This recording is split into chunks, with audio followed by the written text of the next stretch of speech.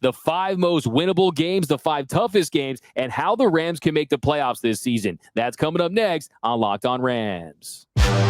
You are Locked On Rams, your daily Los Angeles Rams podcast. Part of the Locked On Podcast Network, your team every day.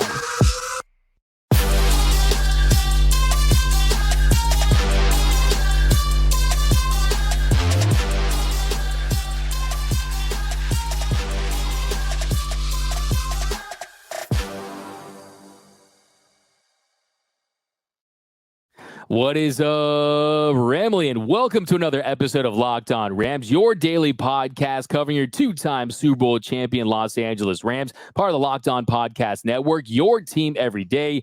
Thank you for making Locked On Rams your first listen every single day, free and available wherever you get your podcast. We're also available over on YouTube, so if you want to check out the video version of the show, join the party on YouTube, hit that subscribe button, hit that notification bell. We just passed 7,000 subscribers, and it's all thanks to you. And also let us know, do you believe the Rams will make the playoffs this season? And also give us your record predictions. My name is Doug McCain. You can follow me on Twitter and Instagram at DMAC_LA. I've been covering LA sports for over a decade, the Lakers for Sports Illustrated, the Dodgers for Dodgers Nation, but now I'm covering the Rams for Locked On. And today I'm flying solo. Travis Rogers, the people's champ, he's out today, so I'll be holding it down. But we've got a jam-packed show for you today. Later in the show, we're starting our series on the most important Rams heading into the 2023 season. We're going to take a look at the toughest games on the Rams schedule. But first, we're going to start with the most winnable games heading into the season that the Rams need to win most of if they want to make the playoffs in 2023. So anytime a schedule comes out, everyone gets excited. You get the schedule videos, and then you look at that schedule, and you start counting wins, and you start counting losses. Now, for the most part, that's an exercise in futility, right? Because there's always surprise teams. There's teams that are going to outperform their expectations. There's teams that are going to be better than you thought they were. There's going to be teams that are going to be worse than you thought they were. So right now, though, on paper, the Rams schedule is around middle of the pack. It's 15 out of 32 teams as far as schedule difficulty. And yeah, anytime you count those wins and losses, to me, it's almost like you're filling out your Christmas list as a kid. You're writing all these toys, all these things you want, PlayStation 5, Xbox, all the stuff you want. But for the most part, you don't get most of that stuff. You get some of them, and you also get some surprises. So it's always up in the air. But right now, if you look at some of these games, there's the winnable games, there's the tougher games. But before we get into that, here's some facts that I think you need to know. Now, the first fact is that the Rams play 4 games, 4 teams coming off of bye weeks. 4 teams coming off of bye weeks. No team in the National Football League plays more than 2. You got the Steelers in Week 7 at home, the Cowboys in Week 8 on the road in Jerry's world, the Ravens in Week 14 on the road, and then the Commanders in Week 15. So that's more than double the next team in the NFL. It's definitely a factor. If you look at odds makers, they factor that in. Teams coming off a bye, they're fresher, they're more healthy, so that's definitely something to consider. Then 2, more time on the road. Last year, the Rams only had to travel for 7 road games, with 1 being a home game versus the Chargers at SoFi. This year, they have 9 road games, including 3 trips to the Eastern time zone, New York, Baltimore, and Cincinnati. Last year, they only had to play 1, and that was in Tampa Bay versus the Buccaneers. So yeah, they're going to be racking up those frequent flyer miles. And then 3, late season cold games. In November, they have road trips to Green Bay, Baltimore, and New Jersey. Makes me want to put on a jacket just thinking about it. I mean, we've seen them play 2 or 3 in previous years, but this match is that high. So turn the heater up, get those hand warmers ready. Cold games, especially in Green Bay on the frozen tundra. And then 4, last 2 seasons combined, the Rams played a total of 5 games in the early window, a 10 a.m. start. So 5 combined in the last 2 years. They had 1 last season, 4 in 2021. This year they play 5. The Colts, the Cowboys, the Packers, Ravens, and Giants. All those games are in the early window, 10 a.m. Pacific time start. Now, why is that? Well, mainly it's because everyone has low expectations for the Rams. They don't see them as a marquee draw this year like they had in years past, because the Cowboys, at the very least, in years past, that's going to be a 1 p.m. start. That's going to be a Fox NFL game of the week. The Packers, that could be a Sunday night football game, a Monday night football game. The Ravens, you got Lamar Jackson versus Matthew Stafford. The Giants, New York versus L.A. Other than the Colts, the rest of those 4 in years past,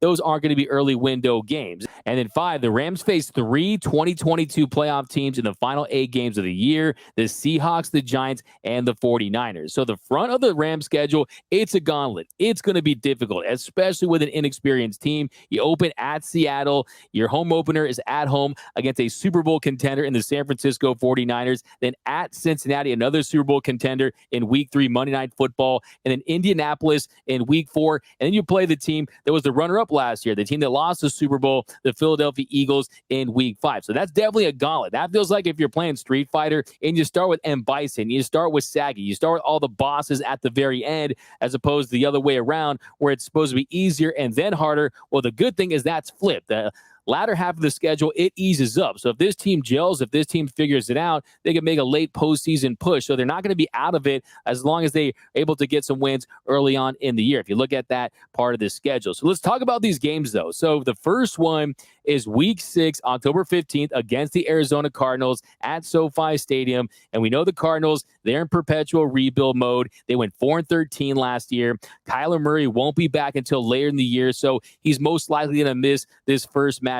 They cut DeAndre Hopkins, J.J. Watt. He led the team with 12.5 sacks last year. He's gone. So, yeah, if you look at the odds makers right now, the Jaguars versus the Cardinals is the most unlikely Super Bowl matchup right now. So the Cardinals, they're expected to be one of the worst teams in the league. They're going to be vying for the number 1 pick. They can even get the number 2 pick because they have the Texans pick. So that's a game you have to win, especially when you consider the gauntlet that the Rams are facing early on in the year. So when you look at this division, yes, you have the 49ers. Yes, you have the Seahawks. We also have one of the worst teams in the NFL in the Cardinals. When you consider the success that McVay has had over that organization, you have to sweep the Cardinals this season. And then Week 4, October 1st, against the Colts at Lucas Oil Stadium in Indianapolis.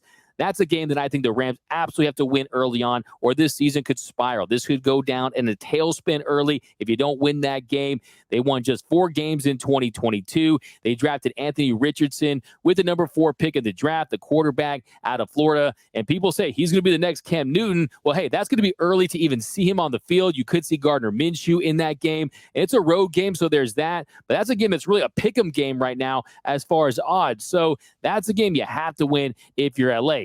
And then jump to Week 7 at home against the Steelers. So this is supposed to be an average to good Steelers team. They're not expected to be great or elite. They're not expected to be Super Bowl contenders. You have Kenny Pickett. You have Pickettsburg, the Pickettsburg Steelers, as their fans are calling them. And this is the first time since 2012 that the Steelers will be playing a third-place schedule. It's the first time they'll be playing the Rams at SoFi Stadium. So you're going to see tons of terrible towels. The yellow and black is going to be very well represented. It's a rematch of Super Bowl 14. But the reason why I have this game is it's still early in the season. We know how injuries just decimated this Rams team last year. Hopefully, by that point, they're still going to be healthy and they're going to be able to win that game at home. So you got to get those wins at home, especially against the middle of the pack competition. And I think that's going to be a very important game. And you got Week 12 against the Cardinals, this time in Arizona. And by that point, Kyler Murray should be back. But will he be the same? Will he have confidence in that knee? How will the pieces around him look? Look, this Cardinals team,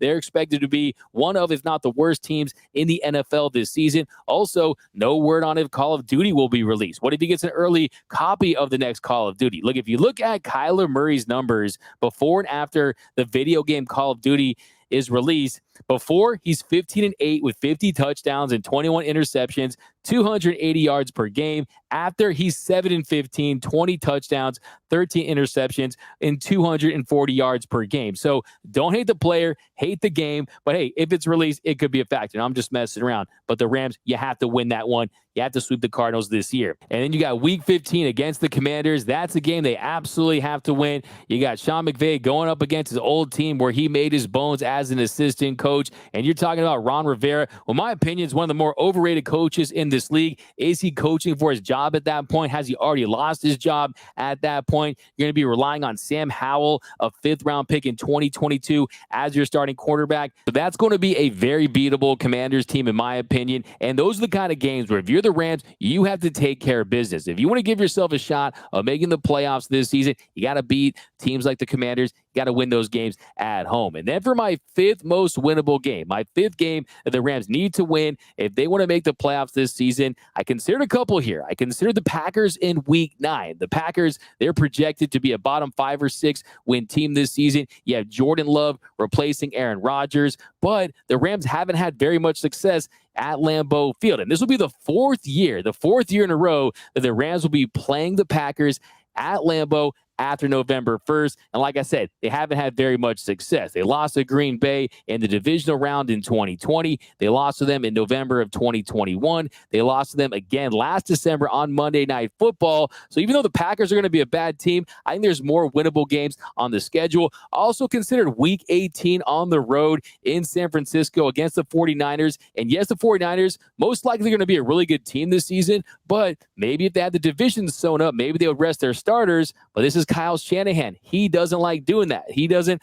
like to rest his starters. He wants to give them reps. He's talked about it in the past. So not picking that game. Also considered the Saints late in the year. I think you're going to have a better year with Derek Carr. I'm going with, though, the Cleveland Browns. The Cleveland Browns in Week 13 at home at SoFi Stadium, a 125 kickoff. And yes, they're going to be able to score some points this season. Yes, you have Deshaun Watson, but this is not going to be a very good Browns team, in my opinion. There's a lot of holes, especially on defense. And I think at home, they're the Browns, okay? It's a fan base that they wear brown bags over their heads because they've had so many losing seasons. So I like that game at home. I think the Rams can take care of business. And look, when you look at these projections out there that have the Rams being a bad team this season and have them winning 6 or 7 games, you can't take that as gospel. Like I said, this is a very talented Rams team that is capable of winning a good amount of games. Yes, it almost feels like they're an expansion team with how many rookies and inexperienced players they have, but let's not forget coaching, elite players at premium positions, and a schedule where if you win these games, I mean, here's 5 right here. Give me 3 more games. Give me 3 surprises, and you're right in the mix to make the playoffs. But coming up in our next segment, what are the toughest games on the Rams schedule? Games that are going to be very difficult to win? That's coming up next on Locked On Rams. All right, D-Mac, before we do that, let's talk about our friends at eBay Motors. Our partners at eBay Motors have teamed up with Locked On Fantasy Football host Vinny Eiler to bring you some of the best fantasy picks each week, all season long. So whether you're prepping for the draft like right now or scouting the waiver wire later in the season, every week we're going to provide you players that are guaranteed to fit on your roster. So with draft prep underway for the upcoming season, let's see who Vinny has picked out for us on this week's eBay's Guaranteed Fit Fantasy Picks of the Week. And let's start right here. Maybe you get lucky, you get that first pick overall. If you are making that first pick overall in fantasy football drafts here in 2023, 49ers running back Christian McCaffrey is a guaranteed fit. A healthy McCaffrey is guaranteed to see well more than the 300 touches again in his first full season in San Francisco and is the centerpiece of the 49ers offensive engine. McCaffrey checks all of the boxes, including his talent and his usage, high floor and ceiling. Run with CMC as the guaranteed fit at number 1 for a smooth ride to another year of big, big numbers. Vinny Eiler from Locked On Fantasy Football is going to help you win your fantasy championship, and eBay Motors knows a championship team is about each player being perfect and a perfect fit. Same goes for your vehicle. And with eBay Guaranteed Fit, over 122 million parts and accessories for your vehicle right at your fingertips. You can make sure that your ride stays running smoothly. Air filters, brakes, batteries, taillights, alternators, shocks, struts, you name it, eBay Motors has it. And they'll make sure it's the right fit for your car, because eBay Guaranteed Fit helps you understand exactly what part you need for your vehicle the first time. So go forth, switch gears, crank that AC, and say goodbye to sweating if your ride needs a little fixing up, because now you'll know you'll always be set up for success from the get-go. With eBay Guaranteed Fit, everything your vehicle is calling for is just a click away. From the parts and accessories that fit your vehicle, just look for the green check, get the right parts, the right fit, and the right prices at ebaymotors.com. Let's ride. eBay Guaranteed Fit, only available to U.S. customers, eligible items only, exclusions apply. And we are off and running here on Locked On Rams, part of the Locked On Network, your team every day. Thank you for making Locked On Rams your first listen every single day. Free and available wherever you get your podcasts. And also find us on YouTube. Hit that subscribe button, hit that notification bell, and let us know, what do you think are the most difficult games on the Rams schedule in 2023? And also a special shout out to our everyday listeners. We appreciate you. You can be an everyday listener. Join the club. Membership is free, and you won't miss a thing about your Los Angeles Rams. But here in segment number 2, what are the most difficult games on the schedule? What are the games that the Rams need to steal? Games that Rams will be going into as underdogs. Look, everyone loves an underdog story. And right now, if the Rams were to make the Super Bowl or even make the playoffs, it would be considered exceeding expectations for most experts. Now, we look at this schedule. I look at week 2. I think week 1, of course, is going to be very difficult against the Seahawks. As far as most difficult, I got week 2, September 17th, a 1:05 start, Rams versus the 49ers, the home opener at SoFi Stadium. I think what's most important about this game is, win or lose, this game to me is going to set the tone for the entire season. If you lose against the Seahawks, but come home and beat the 49ers, a team that you've struggled against so mightily, a team that you've lost 8 of your last 9 games to, of course, we know the Rams beat them when it matters most, and then Kyle Shanahan, that 49ers organization, they would trade every one of those wins for the NFC Championship game in 2021. But still, they have been their nemesis. They have been their kryptonite in the regular season. And yes, it's going to be a very good, a very talented 49ers team. Make no mistake about that. But we're going to see, is Brock Purdy the real deal? We saw he was Mr. Irrelevant in the draft. Well, he was very relevant for the 49ers last season. He's really the point guard out there, allowing all of his yak yard weapons get the ball in space. But is he going to be a top 10 quarterback? I still have my questions. I need to see it for a little longer. I think he can be middle of the pack, maybe 10 to 16 range, but we'll see how it works. We know that defensive front. We know how stacked they are. We know Bosa and the boys are going to try to get after it, but that's why I put this on the Rams offense. They're going to have to score points, especially against this 49ers defense that they're among the most talented in the league. So we'll see if they can beat that 49ers team. I have a good feeling about it. I think it's so early on in the year where everyone's so optimistic. They're going to go into that game, and I think that they want to beat that team in the regular season at home. So it's going to be a big challenge, but I think it's going to set the tone for the season. I got the Rams beating the San Francisco 49ers in week 2. And then how about the following week in Cincinnati against the Bengals, a Monday Night Football game, a rematch of Super Bowl 56. The Bengals are 22-11 in the last 2 seasons. You've got Joe Burrow, who in my opinion is the number 3 best quarterback in the NFL behind Mahomes and Josh Allen. We know how electric that place is going to be, considering it is the Rams, considering it's the team that beat them in Super Bowl 56. And yes, they can't avenge that loss. Okay, you can't make up for a Super Bowl loss in a Monday Night Football game, right? Only way you can make up for that is if you go back in time, get inside the DeLorean, and beat the Rams in the Super Bowl, which is not going to happen, or if you face them in the future. So I see some Bengal fans out there saying, oh, we're going to get revenge for the Super Bowl. No, you're not. You can't do that. You can only do that if you play them in the Super Bowl and you beat them again. But that's going to be a very difficult game. The Bengals are going to be up for that game, but it is still early on this season, and if you beat the 49ers the previous week, you're going to be riding a lot of confidence. So I wouldn't count out the Rams, but that's going to be a very challenging game early on in the year. And then week 5, the Philadelphia Eagles. So the Eagles, they're a team that's right at the top for Super Bowl favorites. You got Jalen Hurts, signed that big deal. You have a team that offensively and defensively, one of the best combinations. I mean, very skilled on both sides of the ball. They're a team that's going to be in the mix. And then you've got week 5 at home against the Philadelphia Eagles. So the Eagles, they're expected to be legitimate Super Bowl contenders this year. They're expected to come out of the NFC. They made it to the Super Bowl last year. You have Jalen Hurts, who just signed that massive contract. He's continuing to ascend. You got Nick Sirianni continuing to try to establish himself as one of the better coaches in this league. On both sides of the ball, there's tons of talent, a lot of balance on that team. The run game is going to be one of the best in the league. That offensive line, one of the best in the league. So that's going to be very challenging. But yes, the Eagles didn't win the Super Bowl, but will they suffer a little bit of a Super Bowl appearance hangover? Because usually the team that loses, they don't get back to the Super Bowl. It's very rare. It almost never happens. And we'll see week 5 LA versus Philly, going to be a lot of electricity in that game. I was hoping that would be a primetime game, but yeah, that's going to be a very challenging game. But if they are having a good start to the season, if they find a way to win either the Seahawks game or the Niners game or the Bengals game, hopefully they have won that Colts game heading into this one, and they're going to try to build that momentum. It's going to be very challenging against the Birds. And then week 8, on the road in Jerry's World against the Cowboys. We know that Cowboys offense, they're going to be very high-powered.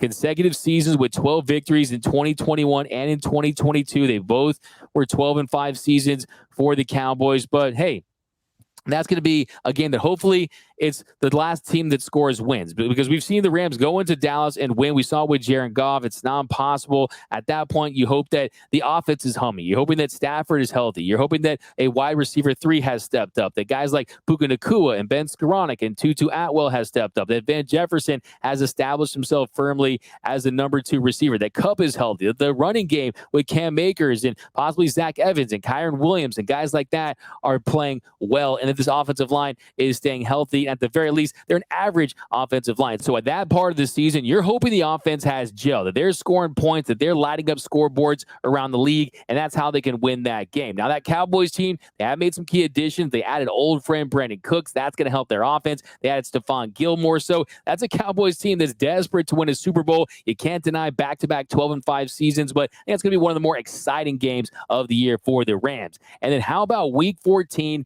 At Baltimore, you're playing the Ravens. Lamar Jackson, another former Ram on that team. Odell Beckham Jr. is now a Raven. That's going to be a tough challenge, especially when you consider it's on the East Coast. It's going to be a colder game. It's an early window game. So they're definitely going to have their backs up against the wall for that one. So yeah, if you look at it, the first half of the season is going to be a gauntlet. 3 of the 5 teams that they're playing have the highest odds to win the Super Bowl, with the Eagles being the highest and the Bengals followed by the 49ers. They face 5 teams that made the playoffs last year in the first 9 weeks. The Seahawks, 49ers, Bengals, Eagles, and Cowboys. Only break they get is the Colts in week 4, and that's a road game on a 10 a.m. Pacific time start. So it's definitely going to be tough sledding. It's going to be a very difficult challenge to start the year, but this is how you do it. The path to the playoffs for the Rams is pretty simple. You do better than 50-50 on those toss-up games. You win the games that you're at least close to being expected to win, the games we talked about in the first part of the show, and then you steal a game or 2. Look, this is a team that last year had historically the worst offensive line in the NFL. One of the worst offensive lines in the history of the sport. We're talking about more combinations on that offensive line than the drink menu at Sonic, right? We talked about that earlier. But still, if they stay healthy, if they're even an average offensive line that has some cohesion and consistency, that can keep Matthew Stafford vertical, that can develop the run game. Don't underestimate the addition of Mike LaFleur. He was brought in to reestablish the run. You have Cam Akers, who had a really strong finish to last year. You have Zach Evans, who's coming up. You have Kyron Williams. You brought back Sony Michel. We'll see how the running back room shakes out, but there's going to be a bigger emphasis on the run game this season. And then the weapons, a healthy Cooper Kupp, a Van Jefferson that's in a much better position to start the year, that can establish himself as a true wide receiver 2. And then you need one of these wide receiver 3s to step up. Guys like Ben Skoranek, Tutu Atwell, Puka Nacua, will he have an impact as a rookie? So there are a lot of questions, but I believe in this offense. I believe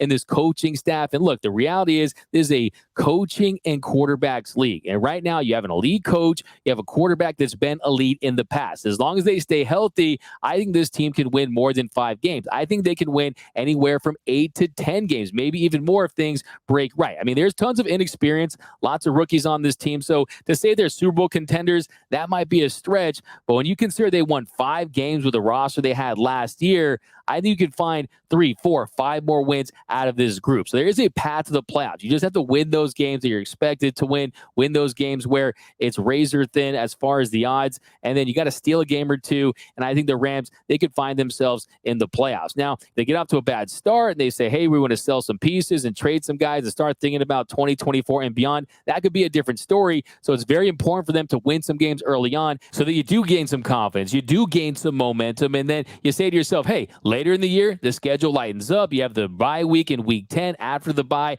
that schedule is much more manageable. You start adding some wins and you make a playoff push. So I definitely think this team has what it takes to be a surprise team. If you look at the NFC, if there were tons of juggernauts out there, I'd say, hey, maybe not when you consider the lack of depth and experience, but this is not a great NFC. I think you can make the playoffs at 8-9. I think you definitely make it at 9-8, and you 100% make it at 10-7, at least heading into the season right now. And I can tell you from talking to people in the know that this organization internally, they feel like they're going to be a surprise team. They feel like they are going to make a playoff push if they can stay healthy. Will that happen? It's not incredibly likely, but I think it's more likely than a lot of people want to believe. So I got the Rams making the playoffs this year. But coming up in our final segment, we are starting our countdown on the most important Rams heading into the 2023 season. That's coming up next on Locked On Rams.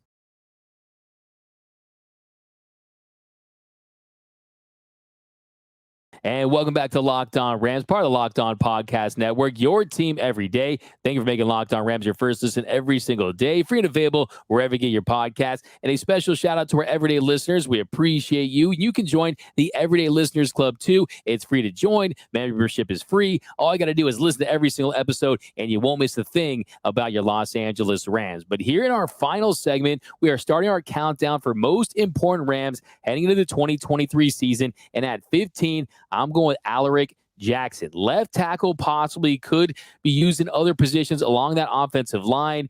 And this is a guy that really had some nice moments last season. He had a 90.8 run blocking grade in his first game of his career against the Minnesota Vikings. He's strong as an ox. Size-wise, he fits the mold for a left tackle at 6'7". So he's strong. He might be a little built for right tackle, which is, of course, going to be held down by Havenstein this season. And the real big question is, does Sean McVay, do they decide to start him over Joe Noteboom? Because that would be a very bold move, because Noteboom is the guy they gave the money to. They picked with a high draft pick. They definitely want to see him realize that potential at that position, and that would be an extremely bold move to bench Joe Noteboom, a fifth-year veteran, in favor of a third-year UDFA. Is Sean McVay going to do that? It seems unlikely, but also feels like, hey, they're going with meritocracy. They're going with the best guy at that position, and I think that's what they're going to do. I think that's going to be the mindset, the thought process heading into this season, is you're going to have to earn your role outside of a couple positions. You're going to have to earn that role on the offensive line. And with the addition of Steve Avila, they've added a much-needed influx of size and girth on the line.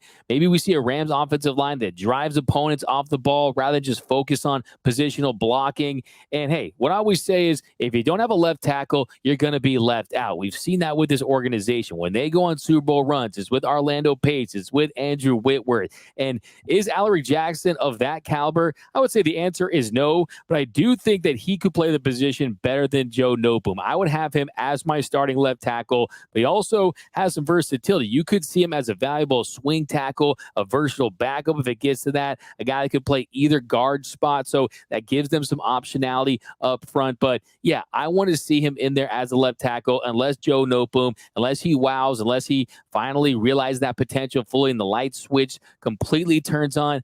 I want to see Jackson. And also Jackson, he's made no secret about the fact he loves that position. He's told The Athletic, I love playing left side, honestly. Tackle is my thing for the most part. I understand that they pay Joe, so I get that whole part. But whatever I can do for the team, I'll do for the team. So, yeah, definitely feels like he's motivated and fired up to try to win that role in training camp. And then at 14, we have edge rusher Michael Hoecht. So the Rams, they desperately needed an edge rusher after they released Terrell Lewis and Justin Hollins, and they had Hoecht convert from the interior line to an edge rusher position. That's very difficult. That doesn't happen every day, especially towards the end of the season. He's the guy that we saw with his hand on the grass, hand on the field turf, 3 technique, 5 technique, and he was able to have some success as an edge rusher, even at 300 plus pounds. You saw him get 4.5 sacks. Those came in 3 games. If you look at some of his other numbers, a 7.5% pressure percentage, that's solid. You want to see him improve that number, but he's a prime example of, if you play alongside Aaron Donald, you're going to eat. If the effort is there,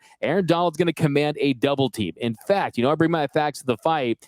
Since 2017, Aaron Donald has faced 1,797 double teams. That's 152 more than any other defensive player in the National Football League. Still, though, he leads defensive tackles and pass rush win rate during that span at 26%. So when you're playing alongside a beast like that, you can take advantage, and Michael Hoecht did just that. Now, some of the cons for Hoecht, though, a 6.7% pass rush win rate. That was bottom 15 in the NFL. He was, like I said, a liability in the run game, struggles with angles. He gets juked by running backs, struggles when it comes to contain the edge at times. So I think the big key for him is, are they going to change his body type a little bit in the offseason and work on his agility? Because if you can increase that, the potential is there. This guy definitely has that motor that you love. So really the big questions, is he a situational guy? Can he be someone that can earn a permanent spot in the Rams pass rush rotation? Is he a guy that's going to get you double-digit sacks? I'd say probably not.